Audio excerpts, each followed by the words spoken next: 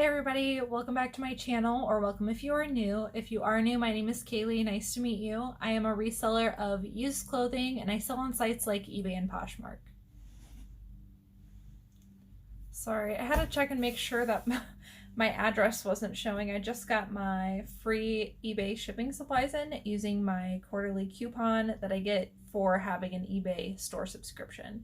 If you have an eBay store subscription, make sure to use your coupon. A new quarter just started, so you can use that to get free shipping supplies. All right, so I'm starting a new series. The first one was last week. This is going to be the second one, but I'd like to come on every week and basically go over 5 keywords that you can use in your eBay titles and your description in order to rank better in search. And essentially, if you rank better in search, if you're describing your items well, if you're being more specific, then the right buyer is going to find your item more quickly and you'll be able to make more sales. Let me know if there's any specific category that you're not quite knowledgeable about that you'd like to go over, and if I do have knowledge in that, I'd be happy to add them in the videos and share with you.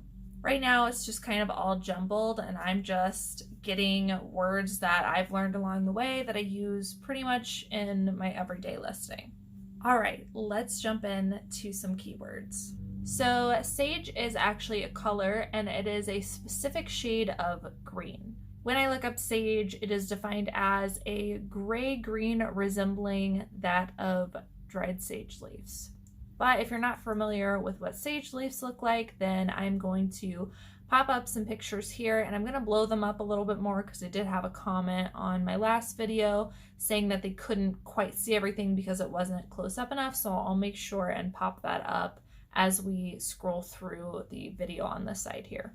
So sage is a really popular color. I think it's become more and more popular over the last couple of years, and people that might use this color or want this color are people that like the minimalist style. This is a really pretty shade. It's somewhat neutral, even though it is a shade of green. And I think that people that veer towards neutral colors might like sage green as an alternative. So you might come across this color while you are sourcing. It is a really popular color. Like I said, right now, a lot of people looking for clothing, stuff to decorate their home, etc. So here is different shades of sage, and as you can see, it is kind of a grayish green. I don't want to go too far into this, but I think you kind of get the idea. It is just a shade of green. If you have one that you can define as sage, I'd recommend putting sage green in your title, not just green and not just sage. That way you can gather the right buyer and be way more detailed with the color of your listing. And then if somebody doesn't know the word sage, you still have green in your title that they can find your item. Okay, the next word is released hem, or also sometimes called as undone hem. As I did my last video, I'm realizing that some words that I use for these, there are other words that also describe them. So I usually call these undone hem, and I actually went onto Google and searched both undone hem and released hem, and I got more search results by using released hem. So I'll be using released hem from now on, but they're essentially the same thing. But if you're gonna choose between the two, you should probably pick the one that most people are using, and that would be released hem. So a released hem is essentially when the bottom hem of the jean isn't finished and it looks like it's been pulled straight, I guess. Typically this is easy to spot because the bottom of the jean is a different color and it literally looks like an undone hem. This style is really popular in jeans right now, and I'm finding that if I put undone hem, or I'm going to be putting released hem in my title, buyers are able to find it more quickly and it is a popular search term. So looking at some examples of an undone hem, I'll click into one so we can kind of see it up close. So as you can see here, it is a different color. It doesn't always have to be skinny jeans, as you can see in this example, but most of the released hem jeans that I'm finding in that style are skinny jeans. I think that's the most popular right now. This is kind of what a released hem or an undone hem looks like, and I'll show you an example of a skinny jean with the same. If you've been watching any of my recent haul videos, you'll see that I do pick up a lot of jeans in this style, and I'll take chances on certain brands that I wouldn't normally on women's jeans because they have this modern style and have this released him factor. Okay, the next two have to do with the length of garment, and the first one I want to go over is midi length. So the word midi is used for things like skirts and dresses, and it is when the bottom hem of the skirt or the dress falls between your knee and your ankle. So I think we all know what a maxi dress is. It's when it's hitting by your ankle.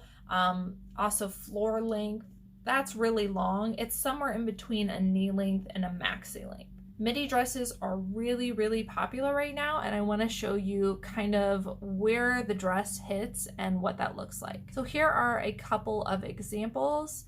Midi dresses are really, really popular right now. People are searching them quite a bit. So if you do have a dress in this length, I'd say that that should be a priority as a keyword. So I'll just pull up this example from ASOS. As you can see, this dress is falling below her knee and not quite to her ankle. So this would be considered a midi length dress. And no matter what the style of the dress is, whether it's a shift dress, a sheath dress, an A-line, you can use midi length for any of those types of styles. It's all about just describing the length. Most of the time, I don't put midi length in my title, I just put the word midi. So you can describe it as a orange midi dress or a wrap midi skirt. And as you are out at the thrift stores, if you're coming across midi length dresses, really, really good finds right now. They're flipping really quickly. Also to do with length is the word duster. And this might be one, I mean, you might know midi, you might know duster, but I wanted to go over them in case you're a beginner and you didn't know what these terms were, or maybe you are a man who is starting to pick up women's clothing and you don't know how to describe them. Or maybe you do know these words and you're just not putting them in your title. These are really great keywords that identify exactly what the item is to attract more buyers. So a duster length is mainly referred to when it comes to cardigans, kimonos. And kimonos are really popular right now, so this would be a great keyword to use with a kimono top. So here are a couple examples of what a duster cardigan would look like. I'll just pull this one up here, but it's almost like a tunic length to down to the floor, maxi length cardigan, or like I said, a kimono. Now, I think the reason it was originally called duster is because it comes close to the floor, so it might dust the floor kind of like a broom, but I didn't actually look that up. I just made it up, but I'm pretty sure that's where it originated from. So duster lengths are really popular, especially during fall, and then like I said, during this kimono season, spring and summer, and a really great word to put in your title. A lot of people like this length because it's kind of cozy and effortless, and it kind of dresses up items a little bit because of its longer length while still being casual. Okay, moving on to the last keyword, and this is one I didn't know for a long time, and I had to basically type in what I was thinking in my head to figure out what this fabric was called. And it's one that I wanted to share with you because if you come across this type of item in this fabric, it could be worth quite a bit of money because I don't come across it often. So the word is organza, and that refers to a type of fabric. So when I look up organza, the definition is a thin, plain weave, sheer fabric traditionally made from silk, but many modern organzas are woven with synthetic filament fibers such as polyester or nylon. This one's really hard to describe without showing you, so I'm just gonna pull it up. Here is kind of a close-up of what organza looks like. It's kind of a sheer, fabric that still holds body, like a stiffer, not quite silk, a little bit stiffer than silk. I'm just gonna search organza top. Most of the time when you come across organza, it's going to be the sleeves. And you can see these sleeves are made out of organza, and they give somewhat of a structured but fluid motion. And a lot of people like this because it's sheer, it's sexy, but it's also very chic because of the structure of the item. Also, really puffy, different large size sleeves are in right now, so this would be a great fabric complemented with a more desirable sleeve.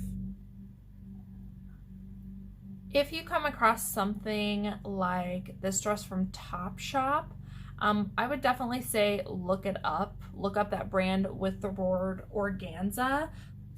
Really beautiful, structured, but like I said, fluid dresses like this can go for a ton of money. So do your comps. If you come across organza dresses, tops, look up the brand and then the word organza, and chances are not much is going to pop up. So it'll be really easy to look through those results by just searching the brand in organza and then check your solds. But every time I've come across this fabric, it's brought me really, really good money. All right, guys, so that is it for this week's keywords. I hope you guys enjoyed watching.